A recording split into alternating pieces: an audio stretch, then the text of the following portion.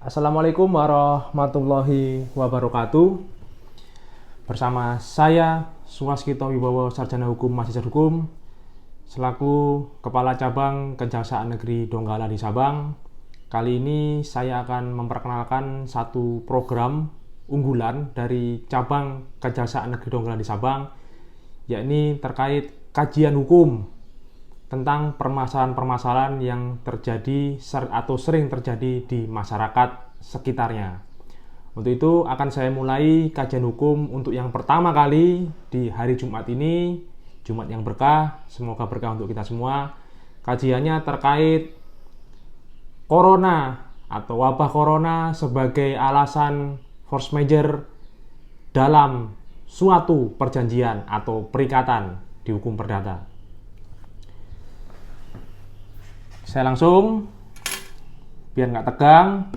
Jadi saya langsung saja. Di mana bisa menemukan alasan force majeure dalam peraturan perundang-undangan yang mendasari tidak dilaksanakan suatu kontrak dengan kontraktor. Misalkan apabila ada suatu pekerjaan, misalkan ada pekerjaan jalan, dan jalan itu ternyata harus terhenti karena adanya wabah corona, dan itu sebagai alasan force majeure yang langsung membatalkan perjanjian atau hanya menunda pelaksanaannya. Apa saja alasan yang termasuk force majeure? Karena ini kan sedang wabah corona, jadi pasti banyak yang keliru memahami hal tersebut. Oke, kita langsung ke inti pokoknya sendiri. Makna dari force majeure. Force majeure atau keadaan memaksa. Menurut Subekti, dalam buku Hukum Perjanjian halaman 55, merupakan pembelaan debitur untuk menunjukkan bahwa tidak terlaksananya apa yang dijanjikan disebabkan oleh hal-hal yang sama sekali tidak dapat diduga, dan di mana ia tidak dapat berbuat apa-apa terhadap keadaan atau peristiwa yang timbul di luar dugaan tadi. Force majeure, kalau force majeure itu sendiri adalah suatu alasan untuk membebaskan debitur dari kewajiban membayar ganti rugi atas dasar beban prestasi yang dikemukakan oleh pihak kreditur. Nah, ini ada dua konsep dari makna force majeure itu sendiri. Nah, karena ini tadi yang saya bahas adalah bergerak di bidang jasa konstruksi ya, karena dia kontraktor misalkan, atau dia jasa untuk pengadaan barang dan jasa misalkan, karena pada awal corona kemarin itu semua penerbangan, semua angkutan umum itu stop, berhenti ya, untuk menghentikan penyebaran dari COVID-19. Ini bagaimana? Nah, seperti itu ya.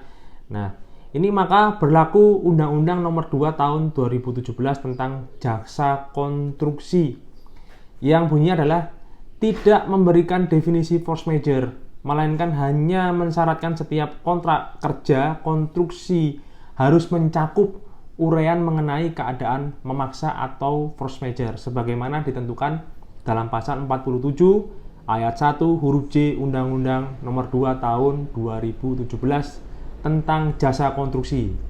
Jadi teman-teman yang ada di rumah, sahabat-sahabat, sanak saudara, itu wajib baca tadi ya, undang-undang konstruksi ya.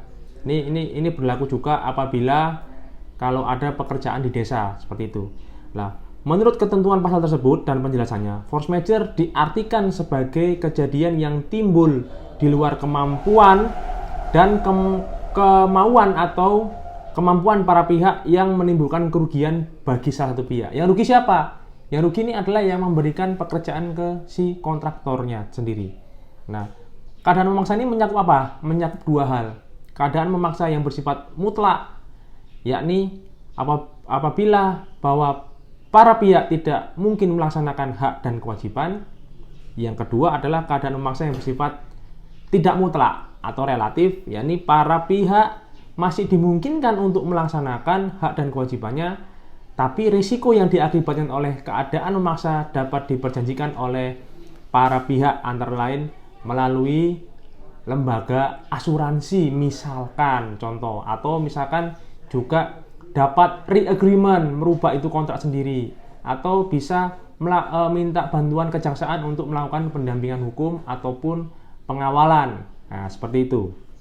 Nah, demikian pula dalam pasal 23 ayat 1 huruf J Peraturan Pemerintah nomor 29 tahun 2000 tentang penyelenggaraan jasa konstruksi, yang hanya menyatakan bahwa klausul force majeure dalam kontrak kerja konstruksi mencakup kesepakatan mengenai resiko khusus, macam keadaan memaksa, dan hak dan kewajiban pengguna jasa dan penyedia jasa pada keadaan memaksa. Jadi sifatnya di sini semua ini adalah bagaimana cara untuk mengakali suatu keadaan yang di luar kemampuan para pihak sehingga dapat merubah atau mengadendum dari kontrak yang ada. Nah, seperti itu ya. Ini kalau dari dua peraturan tersebut. Jadi terminologi dari force majeure itu sendiri juga tidak secara eksplisit dinyatakan dalam KUH Perdata atau Burger Wetbook itu sendiri ya. Namun terdapat pasal yang sering digunakan sebagai acuan dalam pembahasan force majeure, yaitu di pasal 1244 dan 1245 KUH Perdata yang berbunyi 1244 ya. Debitur harus dihukum untuk mengganti biaya, kerugian, bunga apabila ia tidak dapat membuktikan bahwa tidak dilaksanakannya perikatan itu atau tidak tepatnya waktu dalam pelaksanaan perikatan itu disebabkan oleh suatu hal yang tidak terduga yang tak dapat dipertanggungjawabkan kepadanya walaupun tidak ada itikat buruk kepadanya. Nah, ini kalau kita garis bawahi disebabkan oleh sesuatu hal yang tidak terduga, itu kita bisa kategorikan bahwa COVID-19 ini adalah sesuatu hal yang tidak terduga oleh siapapun. Nah, begitu ya. Untuk yang pasal 1245, tidak ada penggantian biaya, kerugian, dan bunga apabila karena keadaan memaksa atau karena hal yang terjadi secara kebetulan. Debitur terhalang untuk memberikan atau berbuat sesuatu yang diwajibkan atau melakukan suatu perbuatan yang terlarang baginya. Nah, ini contoh misalkan tadi saya sebutkan. Misalkan ada suatu pengadaan mebler dan barang itu harus dikirim dari Jakarta menuju ke Sulawesi Tengah misalkan. Tapi karena COVID-19 seluruh armada atau moda yang ada di Indonesia harus ditutup atau tidak dioperasikan untuk sementara waktu karena COVID-19, akhirnya barang tersebut tidak bisa sampai dengan tepat waktu di tujuan. Nah, itu yang disampaikan oleh intisari dari pasal 1245 KUH Perdata. Berdasarkan ketentuan tersebut, maka unsur utama yang dapat menimbulkan keadaan force majeure adalah itu ada 4. Pertama, adanya kejadian yang tidak terduga. Yang kedua, adanya halangan yang menyebabkan suatu prestasi tidak mungkin dilaksanakan. Yang ketiga, kemampuan tersebut tidak disebabkan oleh kesalahan debitur. Yang keempat, ketidakmampuan tersebut tidak dapat dibebankan risiko kepada debitur. Nah, karena luasnya ini kan luas sekali, karena luasnya kemungkinan keadaan atau situasi force majeure, maka para pihak untuk mendapatkan kepastian hukum biasanya mencantumkan klausul dalam daftar peristiwa yang dapat menjadi force majeure dalam perjanjian mereka sendiri. Nah, seperti itu ya. Jadi ini saya kasih contoh. Jadi force majeure event means that occurrence of an event of. Nah, itu ya. Antara lain adalah act of God. Jadi act of God ini act of God ini bisa ada banjir, ada gempa bumi, tsunami dan segala macam. Terus yang kedua ada war, hostilities, rebellion, revolution, insurrection, or military or usurped power or civil war. Nah, seperti itu ya. Yang keempat ada contamination by radioactivity from any nuclear fuel. Nah, itu di negara-negara yang sudah maju biasanya. Terus riot, commotion, strike, go slow. Nah, seperti itu ya. And else. Terus selanjutnya act of threat of terrorism. Jadi misalkan contoh kayak di Poso, itu bisa disebabkan karena adanya teroris sehingga pekerjaan tersebut menjadi tertunda ataupun tidak sama sekali terlaksana. Yang terakhir adalah other unforeseeable circumstance beyond the control of the parties against which it would have been unreasonable ya. Jadi tidak ada alasan lain lagi lah untuk bisa melaksanakan suatu kewajiban itu. Nah, begitu ya. Itu sebagai itu ya. Jadi, wabah virus corona sebagai alasan force majeure terkait dengan tema dari kita ini itu berdasarkan teori force majeure yang ada dua tadi itu adalah force majeure absolute and force majeure relatif. Nah, begitu ya. Jadi itu saja dari saya. Memang ada peraturan banyak sekali terkait itu karena di Kemenkyu juga sudah mengeluarkan peraturan itu dan sudah di breakdown sampai ke tingkat bawah untuk penundaan pelaksana ataupun tidak sama sekali dilaksanakan.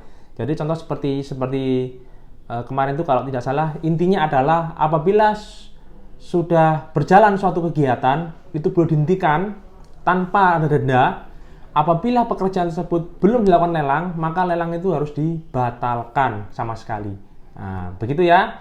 Jadi ini juga bisa bermanfaat untuk para kepala desa yang ada di wilayah cabang Kejaksaan Negeri Donggala di Sabang. Apabila ada kegiatan-kegiatan yang terkait dengan konten pada hari ini, silakan gunakan kajian hukum yang saya berikan pada hari ini.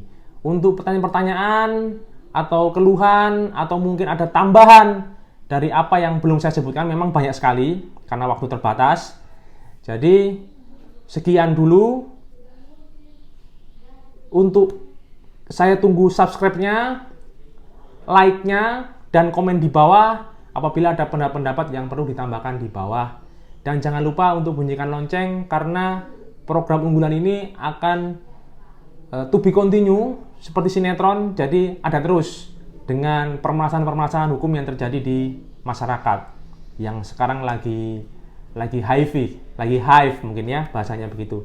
Dari saya, Kepala Cabang Kejaksaan Negeri Donggala di Sabang mengucapkan selamat hari Jumat, selamat berbahagia, dan salam sejahtera untuk kita semua.